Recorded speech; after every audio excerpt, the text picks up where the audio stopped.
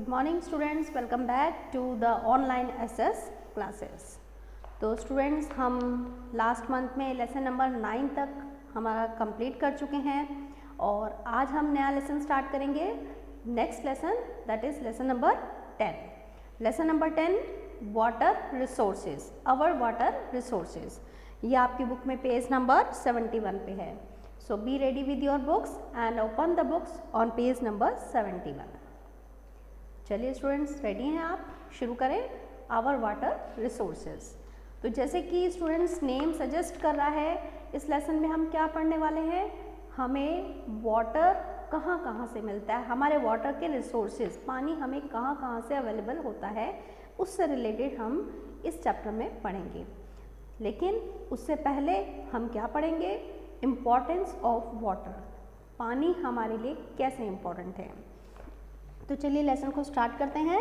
Importance of water. Our life depends on water. We need water for drinking, cooking, cleaning, washing, bathing etc. It is also required for growing crops. Animals too need water for drinking and bathing. तो अब students, पानी की ज़रूरत के बारे में आपको बताने की शायद कोई ज़रूरत नहीं, आप सभी अच्छे से जानते हैं पानी हमारे लिए कितना इम्पॉर्टेंट है। हमें ऑलमोस्ट हर काम के लिए वाटर की ज़रूरत होती है। हमें नहाना होता है तो हमें पानी चाहिए होता है, हमें कपड़े धोने होते हैं तो पानी चाहिए होता है, हमारे जो बर्तन हम साफ़ करते हैं उसके लिए हमें पानी चाहिए, हमें जब सफाई करनी होती है उसके लिए हमें पानी चाहिए, जो हम खाना खाते हैं उसे बनाने के लिए भी हमें पानी चाहिए। और यही नहीं स्टूडेंट्स, जो हम खाना खाते हैं, जो वेजिटेबल्स हैं, जो फ्रूट्स हैं, वो कहाँ होती हैं? फील्ड्स में होती हैं, खेतों से आती हैं। और वो कैसे खेतों में होती हैं? बिना पानी के तो क्रॉप्स भी, वेजिटेबल्स भी, फ्रूट्स भी ग्रो नहीं कर सकते। तो उन वेजिटेबल्स के लिए, उन फ्रूट्स को उगाने के लिए, उनकी फसलों के लिए भी पानी खेतों में चाहिए होता है। तो इस तरीके से हम बहुत ज़्यादा वाटर के ऊपर डिपेंडेंट है। Water is very important in our life. पानी नहीं हो तो हमारी लाइफ नहीं हो सकती, बिना पानी के हम नहीं रह सकते। और स्टूडेंट्स, यही नहीं, हमारे लिए ही नहीं, एनिमल्स के लिए भी वाटर उतना ही इम्पॉर्टेंट है। They also need water for drinking and bathing. उन्हें भी पीने के लिए पानी चाहिए, वे भी बिना पानी के नहीं रह सकते।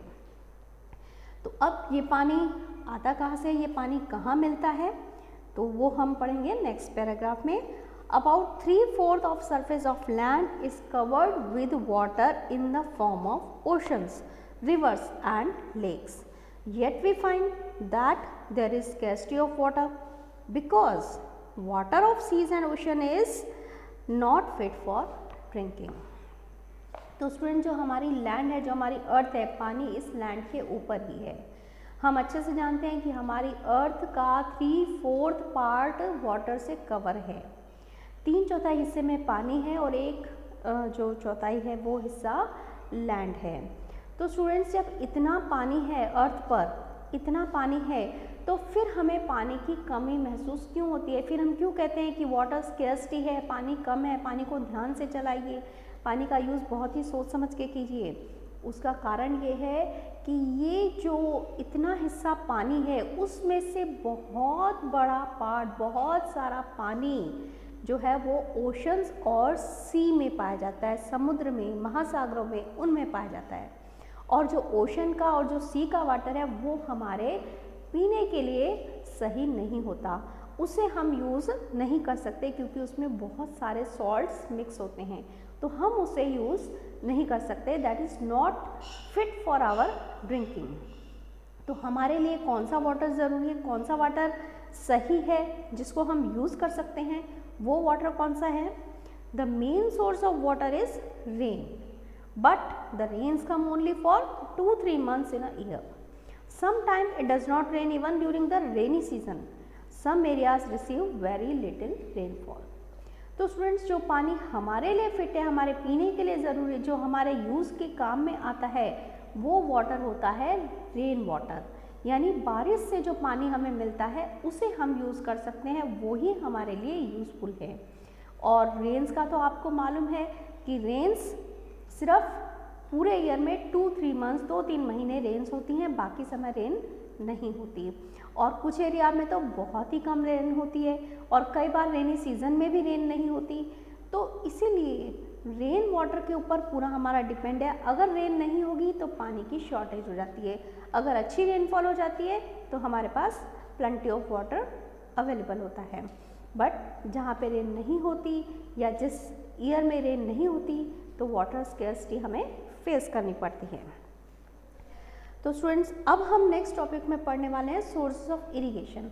अभी हमने पढ़ा कि ये जो वाटर है वो फील्ड्स में एग्रीकल्चर के लिए भी बहुत ज़रूरी है। जो हम फ्रूट्स, वेजिटेबल्स या जो भी प्लांट्स हैं उन सबको वाटर की ज़रूरत होती है। तो उन क्रॉप्स के लिए पानी कहाँ से अवेलेबल होता है, पानी कहाँ से आता है, उससे रिलेटेड हम इसमें पढ़ने वाले हैं।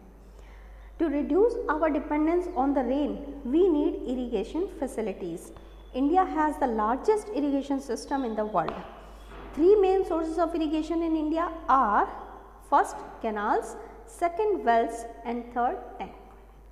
तो students, rain water main source है इरिगेशन का, सिंचाई का, खेतों में पानी का मेन सोर्स है रेन, बारिश। लेकिन स्टूडेंट्स, अगर बारिश नहीं हो तो खेत सूख जाएंगे। क्या हम इसके लिए कुछ नहीं कर सकते? कर सकते हैं।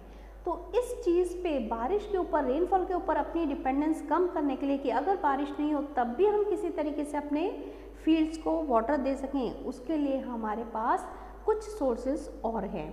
क्या सोर्सेज हैं? सबसे पहला कैनाल्स, कैनाल्स यानी नहरें, दूसरा है वेल्स, कुएं, और तीसरा है टैंक्स। तो चलिए अब इनके बारे में थोड़ा थोड़ा जानते हैं कि ये सोर्सेज कैसे इरिगेशन में हेल्प करते हैं। These sources of irrigation supply water to fields in the villages and to the city. In winters, when winter crop needs water, these facilities are well utilized. Places with scanty rainfall also receive a lot of help from irrigation system. तो students, जहाँ जिन area में rainfall नहीं होती या जिस season में rainfall नहीं होती उस सीज़न में क्रॉप के लिए पानी इन्हीं सोर्सेज से अवेलेबल कराया जाता है। तब इरिगेशन इन्हीं वाटर रिसोर्सेज से की जाती है। तो ये वाटर रिसोर्सेज कैसे वर्क करते हैं? सबसे पहले canals. Canals are the man made channel. They are dug to divert water from river और dams to the field. Canals क्या है? ये हमारी बनाई हुई नहरें हैं, मैन की बनाई हुई नहरें हैं जो नदियों से लेकर के खेतों तक हम थोड़ा सा मिट्टी खोद के एक पैसेज बना देते हैं वाटर फ्लो के लिए। तो उससे क्या होता है, रिवर्स का, डैम्स का वाटर उस एरिया से, उस नहर से हमारे खेतों की तरफ आ जाता है और उससे हमारे फील्ड्स में वाटर सप्लाई होती है। दूसरा है wells and tube wells. In some areas where underground water is easily available, wells have been dug. Many wells have person wheels that are used to draw water. Tube wells need motor pump to raise underground water through the surface. अब कुछ area जहाँ पे underground water बहुत अच्छा available होता है, नीचे ज़मीन के बहुत अच्छा पानी होता है, तो वहाँ पर हम खोद करके मिट्टी डग करके कुएं बना लेते हैं, वेल्स बना लेते हैं, या फिर बोरिंग लगा देते हैं जिसमें मोटर से, ट्यूबवेल्स लगा देते हैं जिसमें मोटर के थ्रू वो पानी ऊपर खींचा जाता है। तो यहाँ पे हम अंडरग्राउंड, जो ज़मीन के नीचे जो वाटर है उसका हम यूज़ करके अपने फील्ड्स में वाटर सप्लाई करते हैं। और next is, third one is tank. Tanks store rain water. This water is used in areas where wells can not be constructed because of rocky terrain. अब टैंक क्या है? जब हम पूरे ज़मीन में एक टैंक सा बना लेते हैं जिसमें रेनी सीज़न या जब वाटर अवेलेबल होता है उसमें भर लेते हैं, स्टोर कर लेते हैं, और जब वाटर स्कैर्सिटी होती है उस समय इस वाटर को यूज़ किया जाता है। ये टैंक्स कहाँ बनाए जाते हैं? ऐसे एरियाज़ में जैसे रॉकी, पहाड़ी, चट्टानी एरिया, जहाँ पे वेल, कुआं खोदना जहाँ पे पॉसिबल नहीं है, ऐसे रॉकी एरियाज़ में टैंक्स बना लिए जाते हैं जिनमें वाटर स्टोर किया जाता है। तो ये थे डिफरेंट सोर्सेज ऑफ इरिगेशन। इसके अलावा एक और इम्पॉर्टेंट सोर्स है, इन तीन सोर्सेज के अलावा एक और इम्पॉर्टेंट सोर्स है जिसे हम कहते हैं डैम्स, जिसे हम मल्टीनेशनल प्रोजेक्ट के नाम से भी जानते हैं। तो स्टूडेंट्स, इन डैम्स के बारे में हम अपने नेक्स्ट क्लास में पढ़ेंगे। ये बहुत ही इंपॉर्टेंट है। We will study about it in our next class. Till then good bye.